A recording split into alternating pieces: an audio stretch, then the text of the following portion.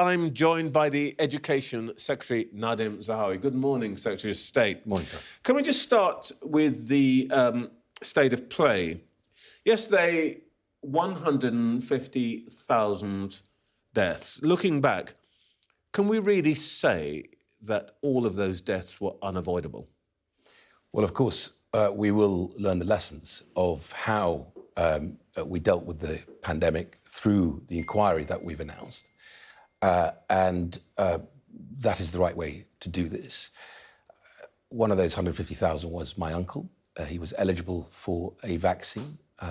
Sadly, he contracted COVID before we could get him vaccinated. So then we had to wait for that period. But unfortunately, it became very severe and we lost him to this evil virus.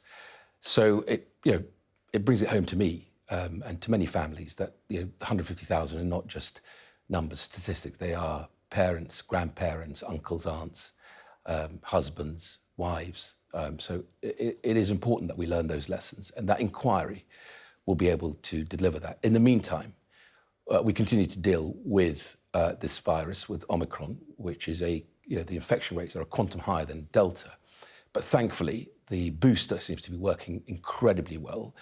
And you look at although the number of people going into hospital is rising still, but actually the people on ICU has been coming down, which again demonstrates that the vaccines are the best way out of this pandemic, because they, again, weaken the link between infection rates and severe infection, and of course hospitalization and death, thankfully. So 90% of over 12-year-olds now have had a single vaccine, which is great to see that uptake and vaccine hesitancy decreasing, including, of course, over the Christmas period. Many people who've never been vaccinated came forward to be vaccinated.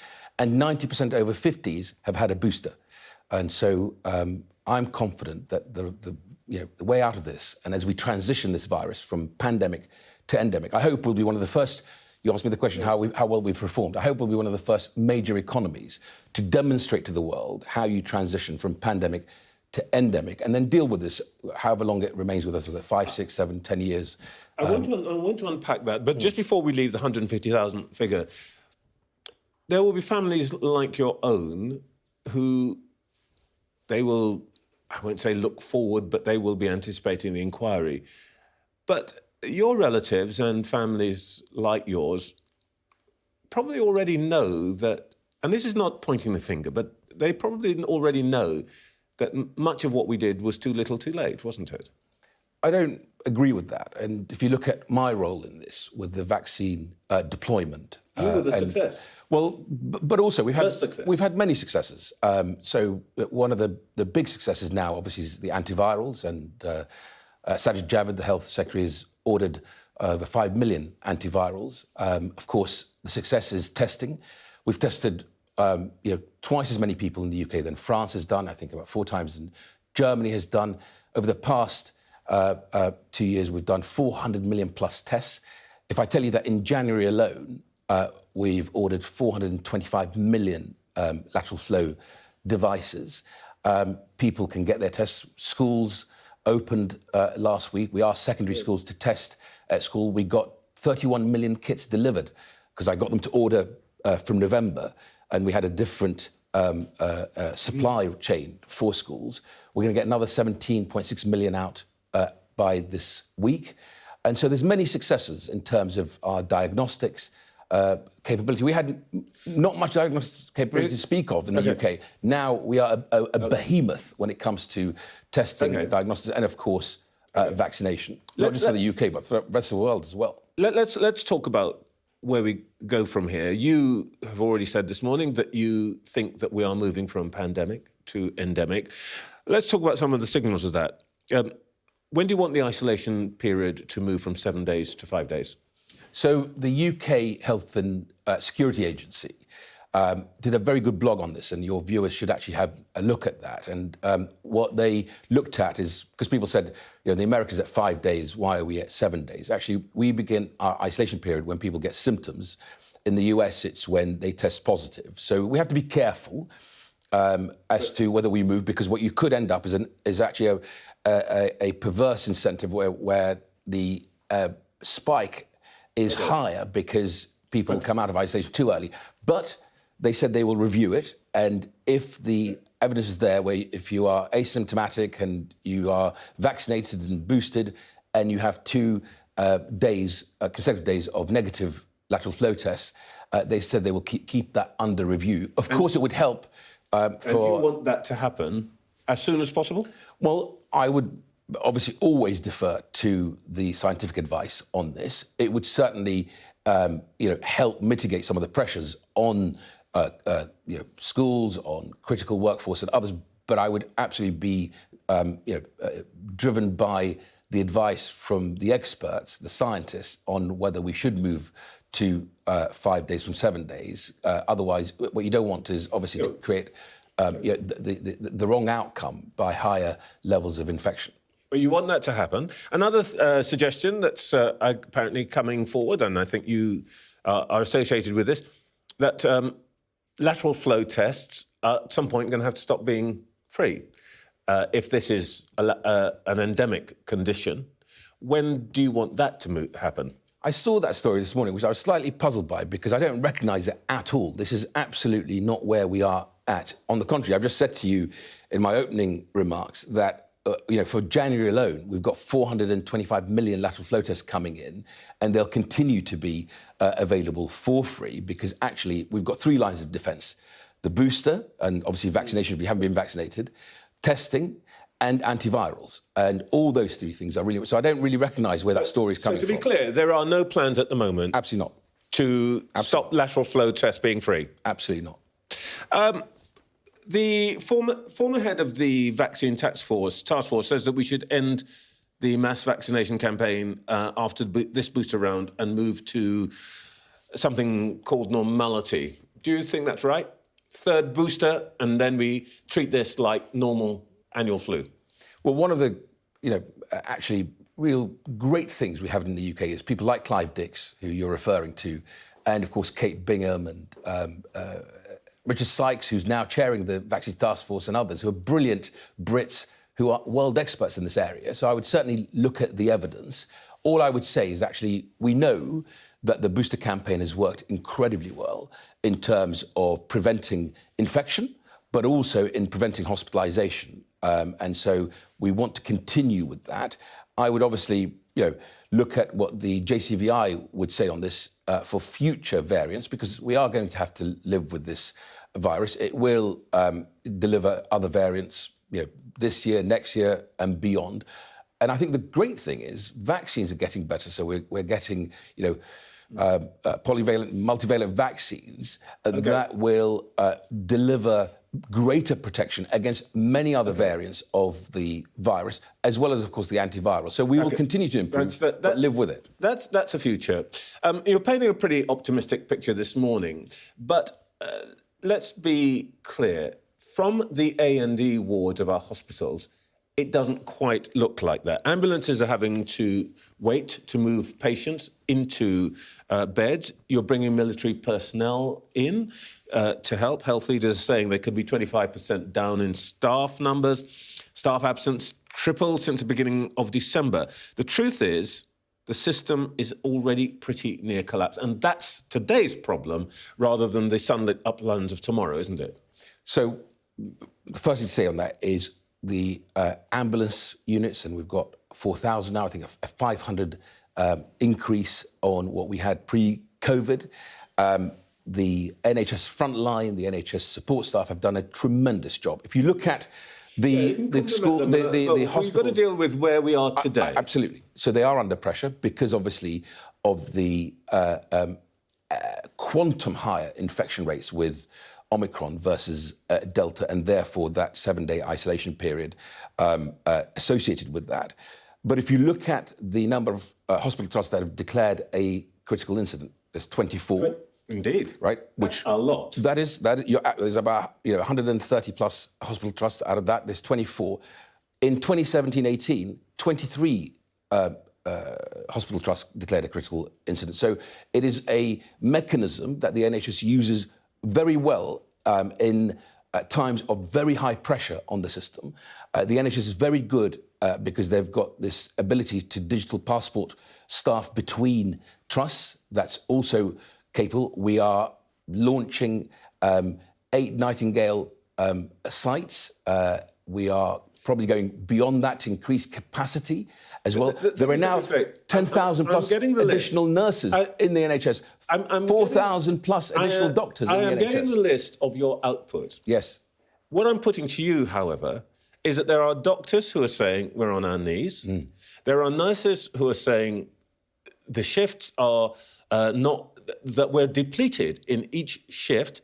There are people who are saying that actually we're not getting treatments because, and Sky had done reports of people who have lost relatives because of the crisis in hospitals. Now, you can tell me all of the things that you're doing, but the point is, actually, the more you tell me that you're doing, the more I wonder if it's enough, because actually, if you're doing all of this and we're still having this situation, there's a crisis. Aren't you being a bit complacent? Not at all. It is, as Sajid Javid said, it is a rocky few weeks. I would say this is a really tough time. That is absolutely right, because obviously we've got people who are absent because of having to self-isolate. But what we're doing is doing everything we can to make sure that the NHS has the ability to ride out this bump in the road for the virus. Within that is the additional $5 billion for just this 6 months of money being made available by the Chancellor, Rishi Sunak, to help the NHS weather this storm. And that's the right thing to do, including, by the way, for example, in 1 week, we've had overseas nurses, something like 900 overseas nurses registered in 1 week. So we know that there are staffing pressures, but we're trying to mitigate against them by recruiting more nurses, 50,000 over this Parliament. All right. Doctors, let me come... of course, the military helping and other parts of Let me come back to your own particular responsibility. You're sending ventilator kits to schools, you've mandated masks, but you're not going to know the effect of the return. Are you sure you've done as much as you could do? We are continuing to monitor the situation. So what we did was, before Christmas, we made sure schools ordered their kits for the testing. Before that, in November, we got 350,000 CO2 monitors at the cost of £25 million so that we can monitor the atmosphere in the classrooms. From that data, we're able to model to say, actually, we need about 8,000 air purifiers for those classrooms that need the help that they can't mitigate for making sure the air is circulated and fresh in the classroom. We're getting those out this coming week. Obviously, we prioritise special schools and schools in alternative provision because those kids are the most vulnerable. And, of course, as of Monday, we continue the school vaccination programme. Do you feel assured we're not going to have to send children home or close schools? So I will do everything in my power. I was at Hammersmith Academy last week, and I saw how brilliantly they did with testing their pupils and getting back to education. School leaders, teachers, by the way, the support staff, and a big shout out to the support staff, because without them, we couldn't do any of this. I'm confident we'll be able to cope. I don't want to cut you short, but I do want to talk to you about the economy, because, of course, that is actually, for most people, the thing that is looming. It's not looking great. Most people are going to see an actual cut in their take-home in April because of tax rises. We are likely to see an energy price rise, could be anything up to several £100s a month for the average household. And right behind that, inflation coming down the track. Why don't you reconsider, as I think some of your cabinet colleagues want, the rise in national insurance? Because the cost of living is going to be catastrophic. Rise could be catastrophic. So let me just pull you up on your first sentence. The UK economy, because of the action we took over COVID and how we've coped with Omicron, is going to be one of the fastest growing economies in the G20. We can have an argument about GDP numbers. What I want to talk to you about is household budgets. I hear you. And what people feel like. Right. And so what's the best way for people to cope with the cost of living? Is to have a job, right? We have the highest level of employment. Hold on. This is a great answer. But I'm talking to you about people who have jobs, who are in work, who are going to find that there are hundreds of pounds coming out of their pocket because of your tax rises. Deal with that. Right. So allow me to finish that point. So who are those people? Those people are the people on universal credit. right? The taper... No, some of them are. You keep going off into a direction rather than answering my question. I am answering the question. The average household, yes, a lot of whom are in jobs, yes, not in receipt of yes, benefits. Yes. They will feel the tax rise and the price rise. Why not deal with that? OK, so the national living wage going up to £9.50 in April, same time, right? The universal credit taper does make a difference, about £1,000 for those who are probably finding it most difficult to cope.